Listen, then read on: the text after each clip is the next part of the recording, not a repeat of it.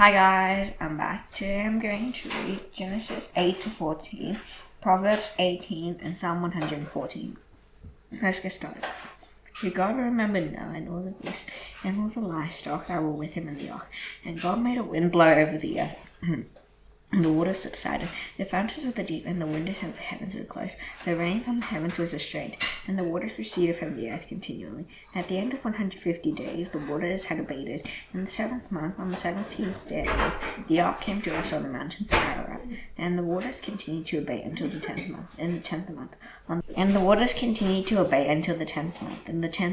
the first day of the month, the tops of the mountains were seen. At the end of 40 days, Noah opened the window of the ark that he had made, and sent forth a rain. It went to and fro until the waters were dried up from the earth. And he sent forth a dove from him to see if the waters had subsided from the face of the ground. But the dove found no place to set her foot, and she returned to him to the ark, for the waters were still on the face of the whole earth. So he put out his hand and took her and brought her into the ark with him. He waited another 7 days, and again he sent forth the dove out of the ark. And the dove came back to him in the evening, and behold, in her mouth was a freshly plucked olive leaf. So no one knew that the water had subsided from the earth. Then he waited another 7 days and sent forth the dove, and she did not return to him any more. In the 601st year, in the 1st month, on the first day of the month, the waters were dried from off the earth. And Noah removed the covering of the ark and looked, and behold, the face of the ground was dry. And the 2nd month, on the 27th day of the month, the earth had dried up. Then God said to Noah, Go out from the ark, you and your wife, and your sons and your sons' wives with you. Bring out with you every living thing that is with you, all flesh, birds and animals, and every creeping thing that creeps on the earth, that they may swarm on the earth and be fruitful and multiply on the earth. So Noah went out, and his sons and his wife and his sons' wives with him. Every beast, every creeping thing, every bird, and everything that moves on the earth went out by families from the ark. And Noah built an altar to the Lord, and took some of every clean animal, and some of every clean bird, and offered burnt offerings on the altar. And the Lord smelled the pleasing aroma. The Lord said in his heart, I will never again curse the ground because of man, for the attention of man's heart is evil and receive. Neither will I ever again strike on every living creature that I have done. The earth remains, seed time and harvest, cold and heat, sun and winter, day and night shall not cease. And God blessed Noah and his sons and said to them, Be fruitful and multiply and fill the earth. And the fear of you and the dread of you shall be upon every beast of the earth, and upon every bird of the heavens, upon everything that creeps on the earth, and all the fish of the sea. Into your hand they are delivered. Every living thing that lives shall be food for you. And as I gave you the green plants, I gave you everything, but you shall not eat flesh with its life. Its blood, and for your lifeblood I will require a reckoning. From every beast I will require and from this fellow man I will require a reckoning for the life of man. Whoever sheds the blood of man, and by man shall his blood be shed. For God made man in his own image, and you be fruitful and multiply, increase greatly on the earth and multiply it. And God said to Noah and to his sons, I established my covenant with you and your offspring after you, and with every living creature that is with you, the birds, the livestock, and every beast of the earth with you, as many as came out of the ark, for it is for every beast of the earth. I established my covenant with you that never again shall all flesh be cut off by the waters of the flood. Never again shall there be a flood to destroy the earth. And God said, This is the sign of the covenant that I make between me and you and every living creature that was with you for all future generations, that I set my bow in the cloud, and it shall be a sign of the covenant between me and the earth. When I bring clouds over the earth, and the bow is seen in the clouds, I will remember my covenant that is between me and you and every living creature of all flesh. And the water shall never again become a flood to destroy all flesh. And the bow is in the cloud, and I will see and remember the everlasting covenant between God and every living creature of all flesh that is on the earth. God said to Noah, This is the sign of the covenant that I have established between me and all flesh that is on the earth. The sons of Noah who went forth on the ark were Shem, Ham, and Japheth. And these three were the sons of Noah. And from these the people of the whole earth were dispersed. Noah began to be a man of the soul. He planted a vineyard. He drank the wine and became drunk, and lay uncovered in his tent. And Ham, the father of Canaan, saw the nakedness of his heart, and told his 2 brothers also. Then Shem and Japheth took a gum and laid on both their shoulders, and walked backward and covered the nakedness of their father. Their faces were turned backward, and they did not see their father's nakedness. And Noah awoke in his mind and knew what his youngest son had done to him. He said, Cursed be Canaan, a servant unto his servant shall he be to his fathers. He also said, Blessed be the Lord, the God of Shem, and let Canaan be his servant. When God enlarged Japheth and let him dwell in the tents of Shem, and let Canaan be established. After the flood, Noah lived 350 years.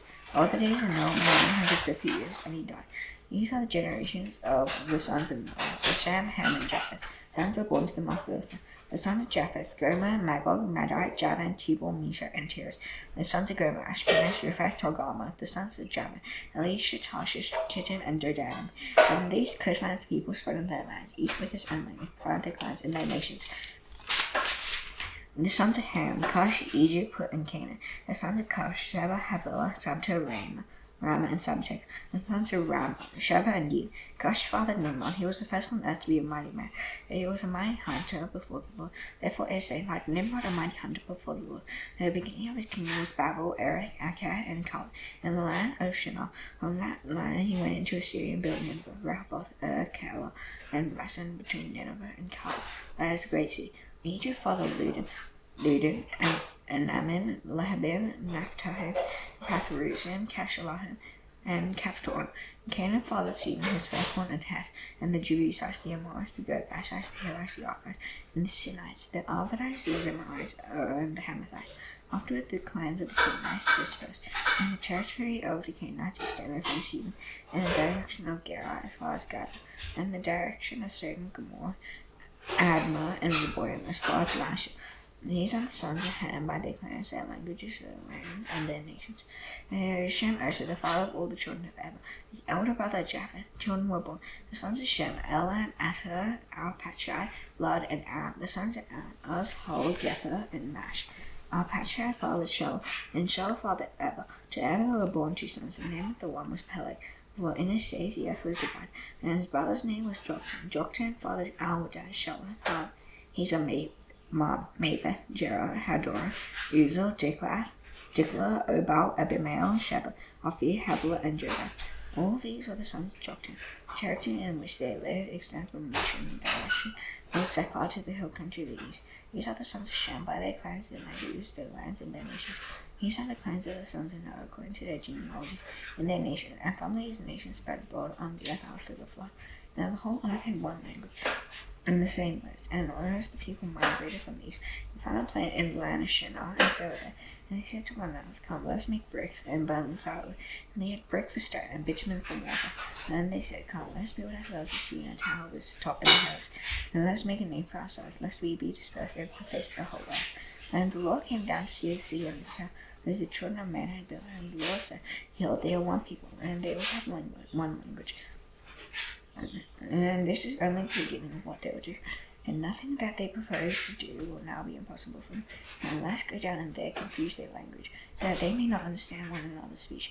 So the Lord dispersed them from there over the face of the whole earth, all the earth, and they left off building the city. Therefore its name was called Babel, because there the Lord confused the language of all the earth. And there the Lord dispersed them over the face of the all the earth. These are the generations of Shem. When Shem was 100 years old, he fathered Arpachshad 2 years after the fall. And Shem lived after he fathered Arpachshad 500 years, and had other sons and daughters. Arpachshad had lived 35 years, he fathered Shelah. And Arpachshad lived after he fathered Shelah 403 years, and had other sons and daughters. And Shelah had lived 30 years, he fathered Eber. And Shelah lived after he fathered Eber 403 years, and had other sons and daughters. When Eber lived 34 years, he fathered Peleg. And Eber lived after he fathered Peleg 430 years, and had other sons and descendants. When Peleg had lived 30 years, he fathered Reu. And Peleg lived after he fathered Reu 209 years, and had other sons and daughters. And when Reu had lived 32 years, he fathered Serach. And Reu lived after he fathered Serach 207 years, and had other sons and daughters. When Serach had lived 30 years, he fathered Nahor. And Serach lived after he fathered Nahor 200 years, and had other sons and daughters.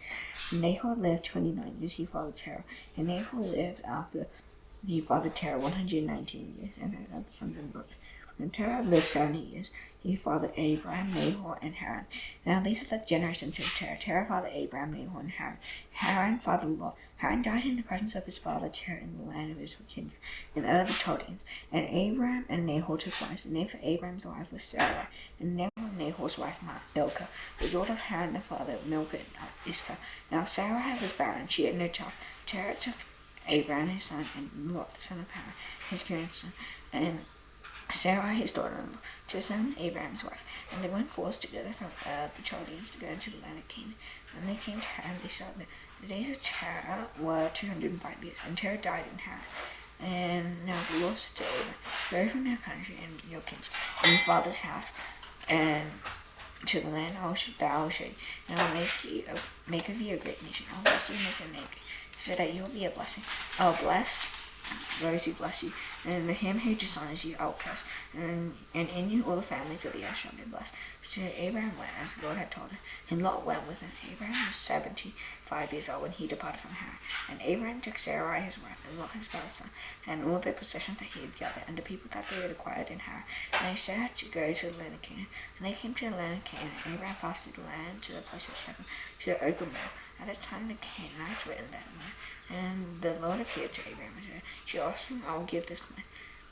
So he built there an altar to the Lord who had appeared to him. From there he moved on to the hill country of the east of Bethel, and pitched his tent with Bethel on the west and Ai on the east. And from there he built an altar to the Lord and called upon the name of the Lord. And Abraham journeyed on, still going toward the Negev. Now there was a famine in the land. So Abraham went down to Egypt to sojourn there. The famine was severe in the land, and he was about to enter Egypt. He said to Sarai's wife, I know that you are a woman beautiful in appearance. And when the Egyptians see you, they will say, this is his wife. And then they will kill me, but they will let you live. See, you are my sister, that you may go well with me because of you, and that my life may be spared for your sake. And Abraham entered Egypt. The Egyptians saw that the woman was very beautiful. And when the princes of Pharaoh saw her, they praised her to Pharaoh. And the woman was taken into Pharaoh's house. And for her sake he dealt well with Abraham. And he had sheep, oxen, male donkeys, male servants, female donkeys, and cows. And the Lord afflicted Pharaoh and his house with great plagues.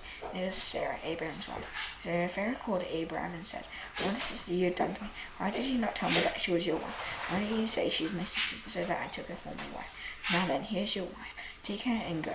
And Pharaoh gave men orders concerning her, and they sent her away with his wife and all that he had. So Abraham went up from Egypt, he and his wife and all that he had, and Lot with him into the Negev.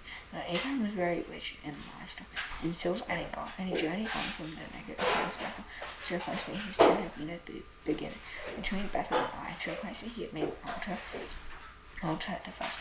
And there Abraham called and Lot, who went with Abraham, also had flocks and herds and tents.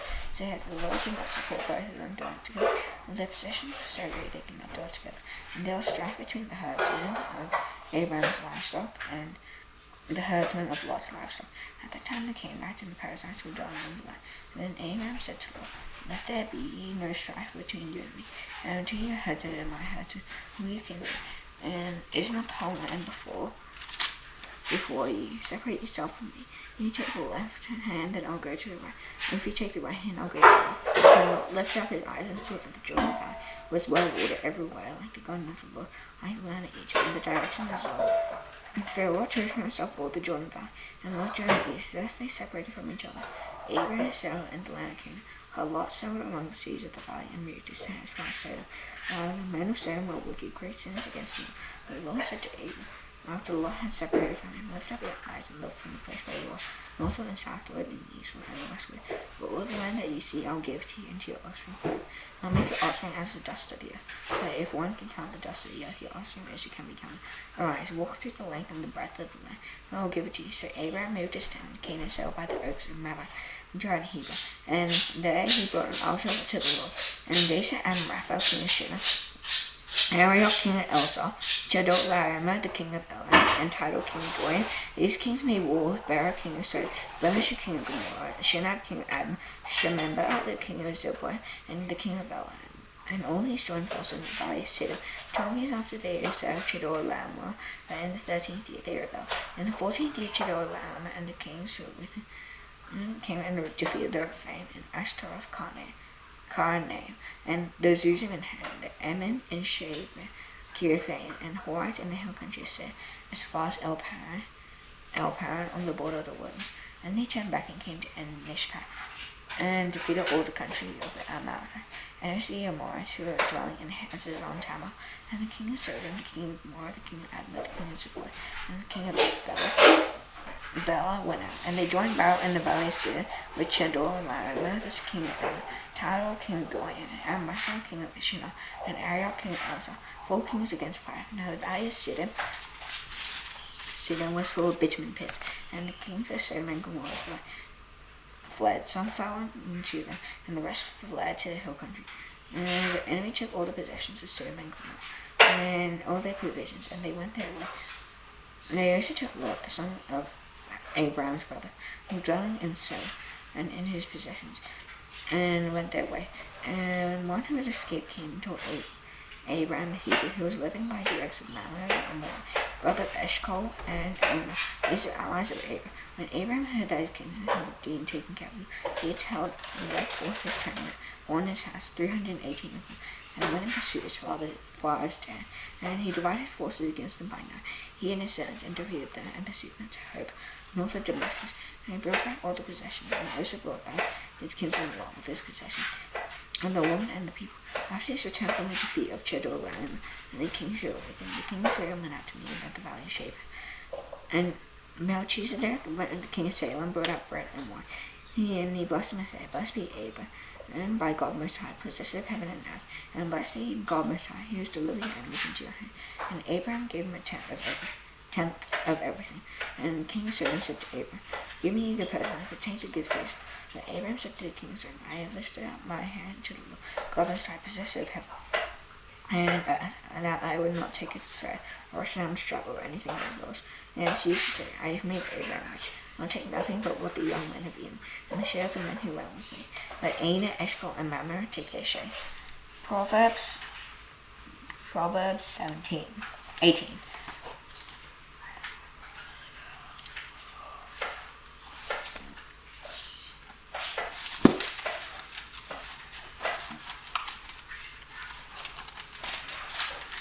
Whoever isolates himself ceases to understand when he breaks out against all sound judgment. A fool takes no pleasure in understanding, but only in expressing his opinion. When wickedness comes, contempt comes also. When with dishonor comes disgrace. The words of a man's mouth are deep waters. The mouth fountain of wisdom is a bubbling brook. It is not good to be partial to the wicked, or to deprive the righteous of justice. A fool's lips walk into a trap, and his mouth invites a beating.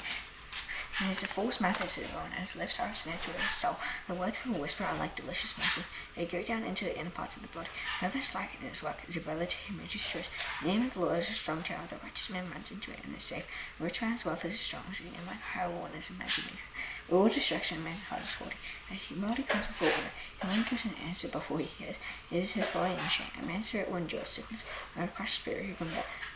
An intelligent heart acquires knowledge, and the ear of the wise seeks knowledge. A man's gift makes room for him, and he brings it before the brave. The one who says this case for his seems right, until the other comes and examines. Law puts an end to quarrels, and decides between powerful contenders. A brother can offend is more unyielding than a strong sword, and calmer is like the bars of the castle. But the foot of a man's mouth is stubborn, is satisfied, and he is satisfied with the yield of his lips. Doesn't wife find a how at the time, and those who love her will use fruits. He finds a wife finds a good thing, and obtains favor from the Lord. Boys and entreaties, but the rich answer roughly. A man of many companions may come to one, but there is a friend who is closer than a brother. Psalm 114.